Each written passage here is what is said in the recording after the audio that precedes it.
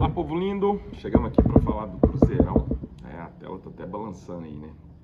É uma segunda-feira, infelizmente, igual às outras últimas, né? Uma segunda-feira que a gente vem aqui para cobrar, para reclamar, para xingar. Né? O Cruzeiro, mais uma vez, sai de campo derrotado. Perdeu para o Internacional ontem 3-0. Infelizmente, muito triste em dizer que teve problema de arbitragem, teve intervenção do árbitro.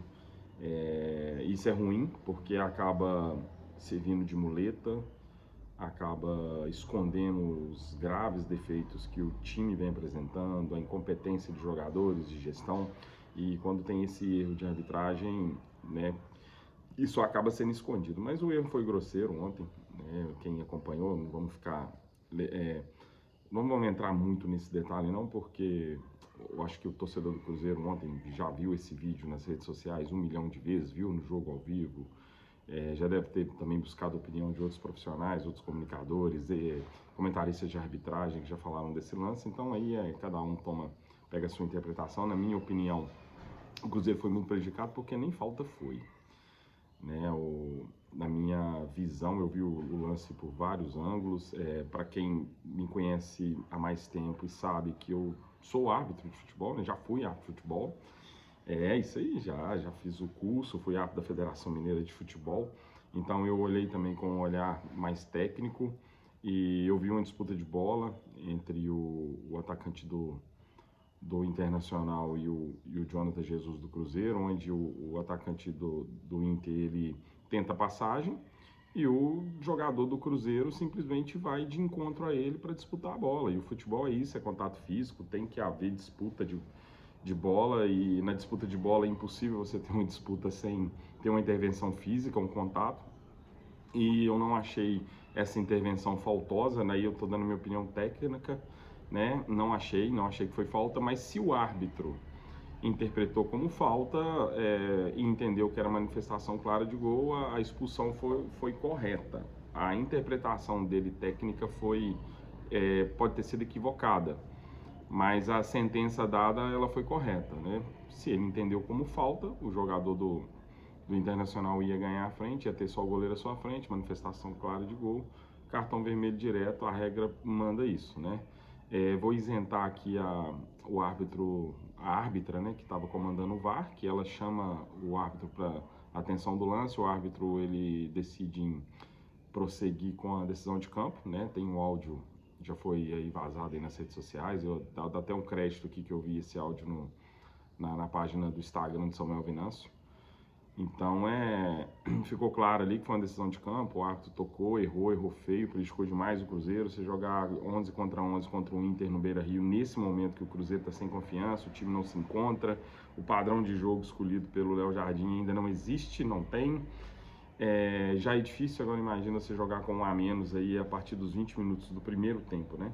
Então a situação fica muito mais difícil. Então o resultado do jogo, eu acho que tem que ser ignorado, não dá pra gente fazer uma análise em cima do resultado, mas a gente também não pode usar o erro da arbitragem como muleta, né? De entender que o time do Cruzeiro continua errando demais, que o time do Cruzeiro continua sem um esquema de jogo, né?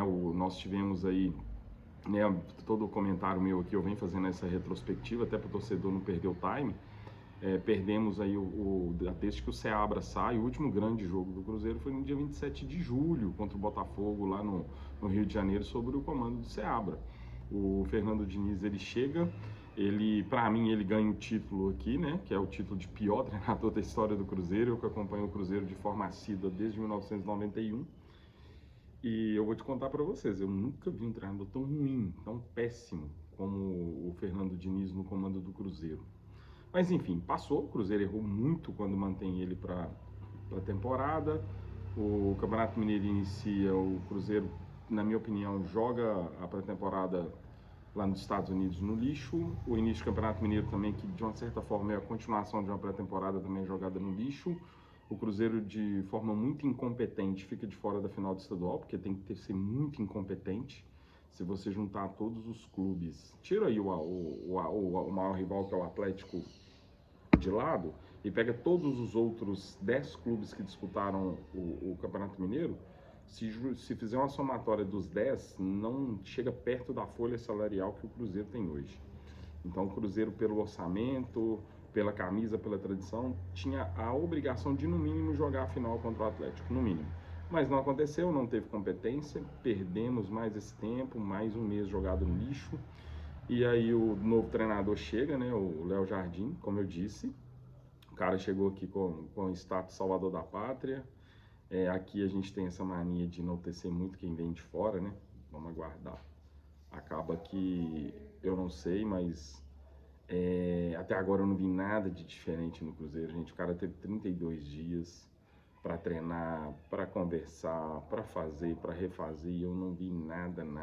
Eu continuo vendo o time perdido em campo, sem esquema tático, um time sem identidade, um time que não empolga, um time que não ataca o adversário. Aí, assim, já tô falando as mesmas coisas que eu falei no pós-jogo da Copa Sul-Americana na quarta-feira contra o União, na terça-feira. E eu tô falando de novo, porque é a mesma postura. Vamos fazer um recorte de ontem, expulsão, Cruzeiro com um a menos, tá, beleza. Mas o Cruzeiro não evolui, o time não chega. Né? Tô vendo nas redes sociais muita gente pegando o Gabigol para Cristo. Gente, não faz isso. Não queima o cara. Não pegue um jogador e coloque para Cristo, que o problema do Cruzeiro hoje é muito técnico. Nota-se que é mais técnico do que... Se fosse o problema, fosse o Gabigol, era simples. Tirava ele e colocava outro. Tem Caio Jorge, tem o Lautauro Dias, que para mim é péssimo dos péssimos, mas está tendo tanta oportunidade com o Léo Jardim, né? Ontem mesmo ele entrou. Eu até entendi ele ter entrado ontem, né? Um jogador que tem uma explosão física maior, tem mais velocidade, você jogando com a menos. É um cara que você pode explorar e encaixar um contra-ataque, né? Então até entendi ele ter entrado, mas eu não entendo como que o Jardim tá depreciando o Bolaci, o Rodriguinho. Eu vejo o Marquinhos também, são jogadores que, na minha opinião, tecnicamente estão à frente do Lautaro Dias e fazem a mesma função. Então eu também não estou entendendo o que está acontecendo, a não ser que o Lautaro Dias seja um leão de treino, porque dentro de campo, desde que o cara chegou ano passado, gente, eu não vi nada nesse cara, ele só corre. Muito ruim tecnicamente, é um cara que não tem nada a ver com o Cruzeiro, mas também não vamos pegar ele para Cristo também não, né? Ou, como eu disse, o problema mais é técnico, né?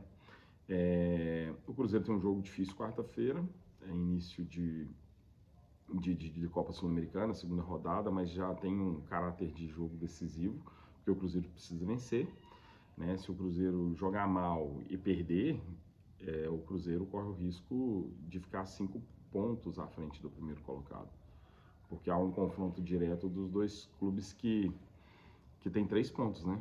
Eles vão jogar e o Cruzeiro vai ter um confronto direto contra os dois clubes que iniciaram a temporada perdendo. Então, se o Cruzeiro não vence ou perde, o Cruzeiro afunda na lanterna do grupo, se complica num grupo também fraquíssimo, tecnicamente fraquíssimo, um grupo onde o investimento também é muito inferior do Cruzeiro, e aí seria outra situação vexamatória do Cruzeiro não conseguir passar da primeira fase da Copa Sul-Americana, que venhamos, convenhamos, né, gente? A primeira fase da Copa Sul-Americana, tecnicamente também, ela não é tão diferente do Campeonato Mineiro, né?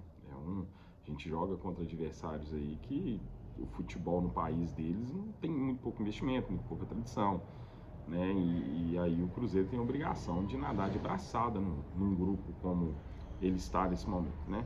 Mas vamos aguardar, vamos ver o que o Léo Jardim tem para fazer essa semana, né? Se o time realmente vai começar a evoluir, porque até agora nada. E vamos lá, gente, fica atento, não se apega muito a esse recorte do erro de arbitragem. O Cruzeiro está muito mal, o Cruzeiro está jogando muito mal, o time do Cruzeiro não tem padrão de jogo, o Léo Jardim até agora não mostrou nada de diferente daquilo que o Fernando Diniz vem mostrado. Né? Vamos tomar cuidado, não sou a favor de ficar demitindo técnico a cada resultado negativo, mas tempo o treinador já teve pelo menos para a gente ter uma ideia do que ele quer. Beleza? Até mais para vocês, boa semana abençoada para todos, fiquem com Deus.